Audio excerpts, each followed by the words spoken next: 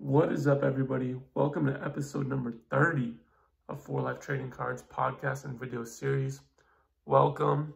You probably know me from my Instagram page at 4Life Trading Cards or my TikTok. So I appreciate you guys tuning in.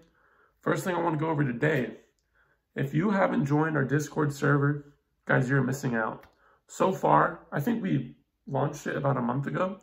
We already have like 260 people in this server. So what are you going to get out of it? First of all, it's all free. We're not charging. There's no charging involved. Everything's free. We have every single sport in there. You know, we have a basketball discussion, football discussion, baseball discussion. Every sport you can think of is in there.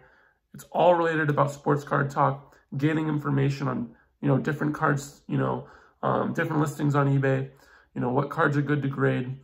We have a buy, sell, trade section, right?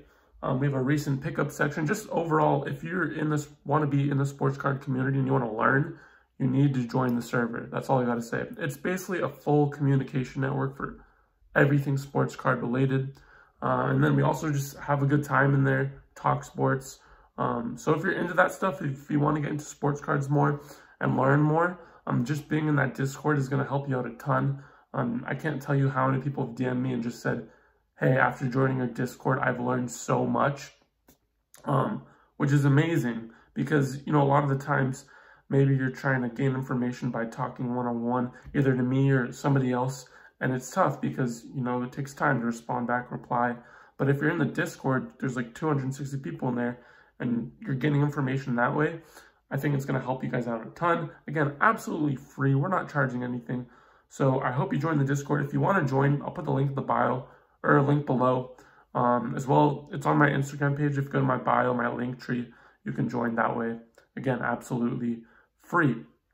Now for this episode, I actually brought the paper out, wrote some stuff down, what I want to go over, to keep a little bit more organized for today. But to keep it, this is mainly going to be basketball for today, because that's mainly what I do, and soccer. But the first thing I wanted to go over was Kevin Durant's Topps number 131 rookie card. We'll keep it PSA 10 value relative. So this card, guys, in November was around $400 to $430. I think everybody who was in the hobby knew that was undervalued, and it was only a matter of time for when it was going to go up. Like, it wasn't something that was kind of hidden. Everybody really knew that. Again, Kevin Durant, torn Achilles, basically out for the year. So nobody was really paying attention to him. But people who are in the hobby, they knew that was going to go up. Currently, guys, I just checked eBay, $900, that same card. So if you bought it in November, you would have basically doubled your money, a little bit more than doubled your money, which is crazy because he hasn't even played, right? So at $430, again, hardcore collectors knew that was undervalued, and it's showing now that it's at $900. Some people might say, hey, Kevin Durant, not going to come back the same. I completely disagree with that. Again, yes, he tore his Achilles, but we have to look at the way that he plays, right? He's not 6'10", and I don't even think he's 6'11". He's a for sure 7-footer. I know he tries to act smaller on, like, when they're putting out their height, but like, if you saw that picture of him and DeMarcus Cousins, he was at least like 2 inches taller than DeMarcus Cousins, which is crazy. But the good thing about that, right, is he has the ability to shoot over people without even jumping, right? It's completely smooth. There's no effort to his shot, which, and again, not this guy that needs to be super athletic and, be a force to get his shots. He's smooth. He's in his rhythm, right? He can shoot over people with that 6'11" height and the wingspan, which I don't even know what it is. It's freaking crazy. An effortless game, right? Super efficient, which is really what we saw with the Warriors. It was crazy. Every year in the finals, you saw how efficient he was with the ball. It was crazy. Like, it felt like every shot he put up was going in. And then there was no it didn't look at all like he was using so much energy into that, right? So I think it's going to be fine. I really do. Honestly, if the team can put him in positions to just get into his spots, I think that's going to be a great start for him. But overall, I think he's going to be fine. He's not a guy that, again, needs to overpower people. Not a guy that, is, I guess, even like Russell Westbrook, right? If Russell Westbrook tore his Achilles, I would be extremely concerned. Because Russell Westbrook's game, right, he's not a great shooter. I mean, from three, he's kind of bad in today's NBA. He's explosive. He's a guy that uses his athletic ability to get to the hole, do that sort of stuff, right? So if a guy like that tore his Achilles, super concerning, right? Probably will never come back the same. But Kevin Durant it's a different beast. And it's just a guy that's fluid with his game, extremely polished footwork, and can shoot over people consistently. So I did see like an article or something that, I don't know if it was honestly like a real source, but it said that Kevin Durant's excelling extremely well from his injury and might be able and wants to get a playoff push going to maybe see him play in the playoffs, which I don't think that's going to happen. But I think we're going to see at this $900 value for his card, I think we're going to see that continue to steadily increase. And again, I think the Nets with Kyrie Irving have a great shot at being a true contender next year. Guys, Kyrie Irving is box office. Kyrie Irving and Kevin Durant together, oh my God. Like, oh my God. In Brooklyn, like that, I know people question their relationship's solid. I think people question is, like, I guess, their personality, which those two have extremely similar personalities in a lot of aspects.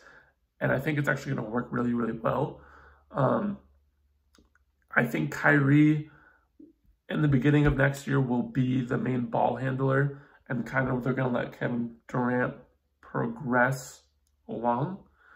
But I think eventually you're going to see Kevin Durant taking the ball more. It will be definitely a different dynamic to the Cavs, where LeBron had the ball basically the whole time, and then during the fourth quarter, Kyrie would go off. I think it's going to be a way different dynamic than that. So I don't think you should be expecting that. I just think you should be expecting these two pure hoopers teaming up together, and you're going to be watching something amazing every night. So the eyes will be on them for sure.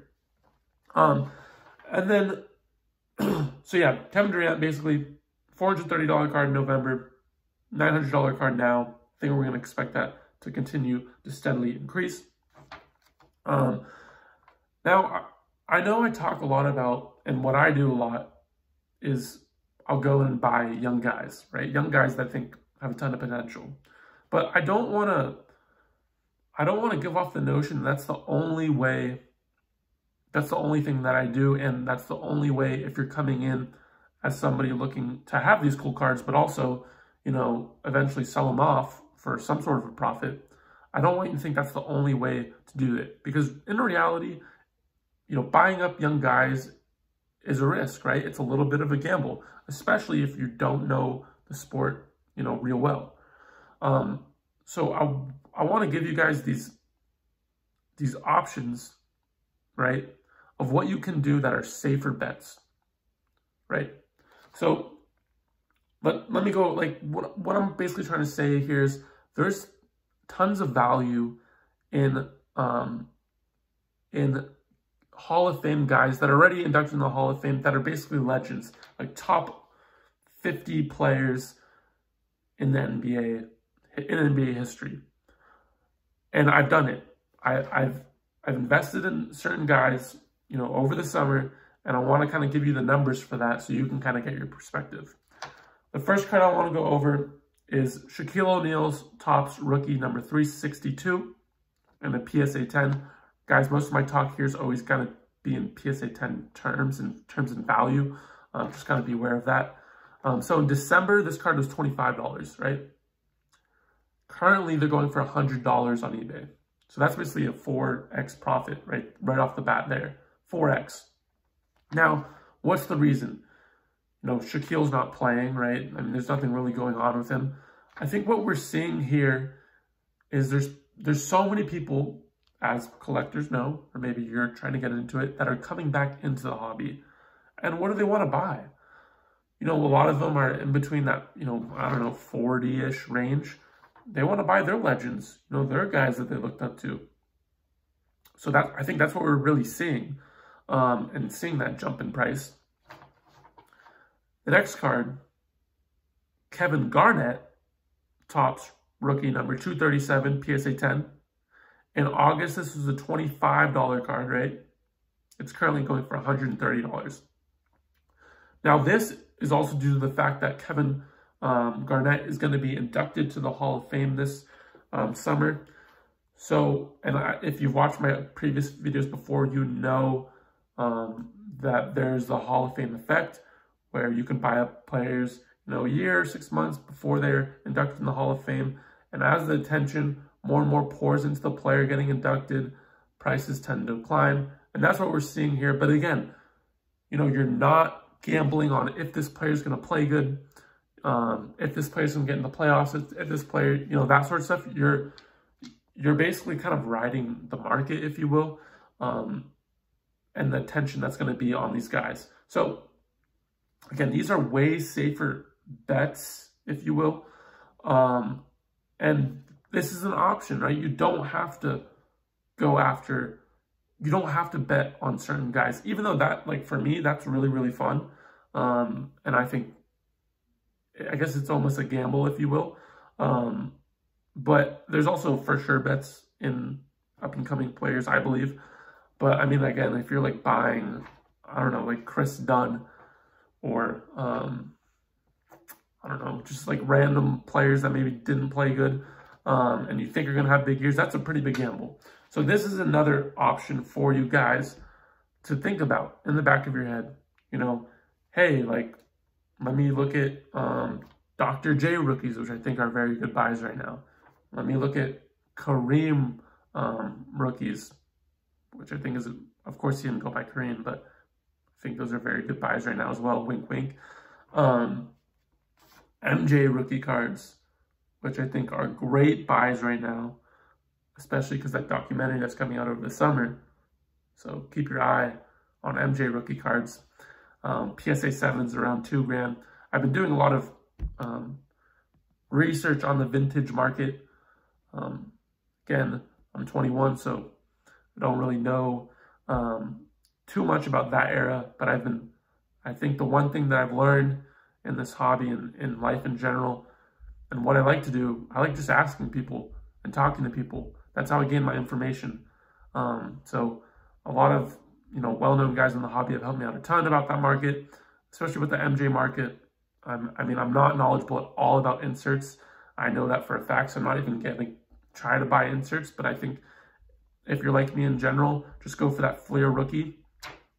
That's what I'm currently chasing, and I think is a really good buy. I mean, with vintage, the reason I like vintage is because, first of all, you're rising stars, it's more of a gamble, right? You're gonna, if they do really good, they're gonna shoot up a ton. If they don't, you know, it's a big decline. In vintage basketball, these well-known, you know, like top tier all-time players, you're probably not going to see that same increase level, but you're not really going to see these prices decline. So it's more of a safe investment. But with the MJ, I think there's a lot of room for that card to grow. So you might see some big jumps relative to the vintage market. But overall, vintage is your safer bet. And that's what I kind of wanted to explain today.